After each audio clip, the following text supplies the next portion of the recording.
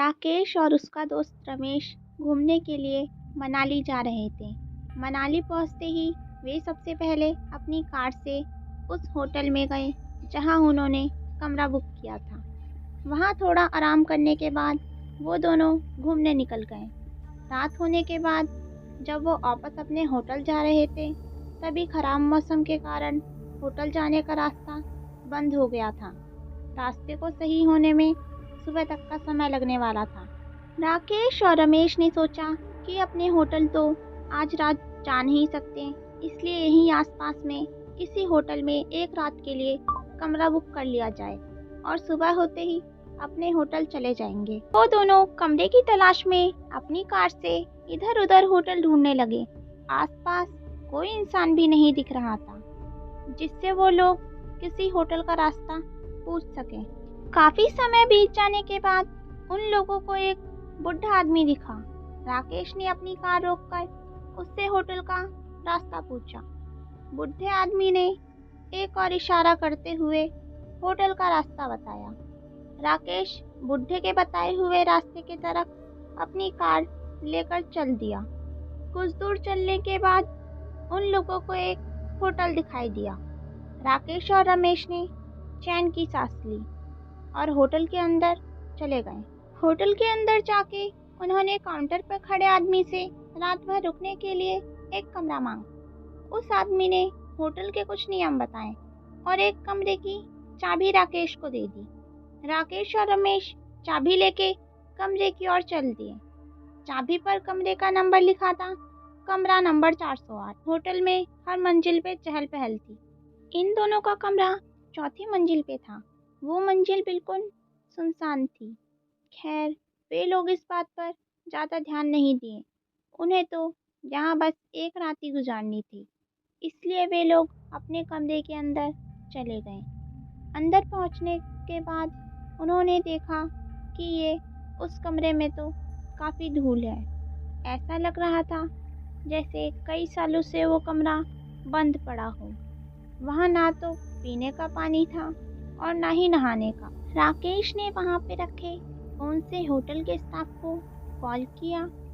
Call किसी ने उठाया पर कुछ बोला नहीं। डरावनी सी हंसी के बाद कॉल कट कर दिया। उसके तुरंत बाद ही वापस उसी फोन पे कॉल आया। इस बार होटल के स्टाफ ने कहा, सर आपने कॉल किया था, बताइए हम आपकी क्या मदद कर सकते हैं। राहुल ने जवाब दिया, आपने हमें एक ऐसा कमरा दिया है, ना ही यहाँ पीने का पानी है और ना ही नहाने का। चारों तरफ सिर्फ धूल ही धूल है। आप जल्दी से यहाँ आइए और ये सब सही करवाइए। स्टाफ ने इस बात की काफ़ी माफ़ी मांगी और कमरा का नंबर पूछा। राकेश ने जवाब दिया, कमरा नंबर 408। इतना सुनते ही स्टाफ डर गया और डरते हुए राकेश से पूछा, सर आप उस कमरे में क्या कर रहे हैं। राकेश ने चिल्लाते हुए कहा, ये क्या मजाक चल रहा है, आप लोगों ने ही तो मुझे इस कमरे की चाबी दी थी। स्टाफ सहमी आवाज में बोला, सर जितना जल्दी से जल्दी हो सके आप उस कमरे से बाहर निकलिए और नीचे आइए। राकेश ने पूछा, पर क्यों। स्टाफ ने तुरंत जवाब दिया, सर सवाल बाद में पूछ लेना, बस अभी आप वहाँ से बाहर निकल जाइए, वहाँ आपकी जान को खतरा है। इतना सुनते ही राकेश और रमेश कॉल कट करके कमरे से बाहर निकलने के लिए दरवाज़ा की तरफ जाने लगते हैं। तभी किसी ने दरवाज़ा खटखटाया। राकेश ने पूछा, कौन है, पर बार बार पूछने पे भी कुछ जवाब नहीं आया। तभी उस रूम की लाइट चली गई। राकेश और रमेश अब समझ गए थे कि ये भूत प्रेत का मामला है। वे दोनों काफ़ी डर चुके थे। तभी बाहर से आवाज़ आई, सर आपने कॉल किया था, सफाई और पानी के लिए मैं वहीं ठीक करने आया हूँ। और फिर डरावनी सी हंसी के बाद फिर सन्नाटा छा गया। तभी फिर से कमरे में रखे फ़ोन पर कॉल आया। राकेश ने कॉल उठाया। कॉल स्टाफ का था। उसने कहा, सर अभी तक आप उस कमरे से निकले क्यों नहीं। राकेश ने जवाब दिया, नहीं, कमरे के बाहर एक होटल का स्टाफ आया है जो कह रहा है कि वो सफाई और पानी ठीक करने आया है। इतना सुनते ही होटल के स्टाफ ने राकेश से बोला, सर कुछ भी हो जाए, आप दरवाज़ा मत खोलना। अगर आपने दरवाज़ा खोला तो आपकी मौत भी हो सकती है। ये सुनते ही राकेश और रमेश दोनों बहुत डर गए। फिर स्टाफ ने कहा, सर आप अंदर ही रहिए, हम लोग आपको बचाने ऊपर आते हैं। कुछ देर बाद कमरे के बाहर से आवाज़ आई, सर हम लोग आ गए, आप दरवाज़ा खोलिए। साथ में कुछ और लोगों की भी आवाज़ आ रही थी। इसलिए राकेश और रमेश ने दरवाज़ा खोल दिया।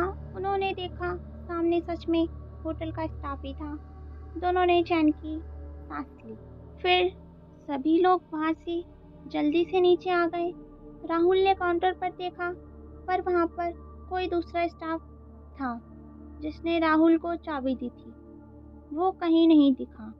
ये सारी बातें राहुल ने वहाँ के लोगों को बताई।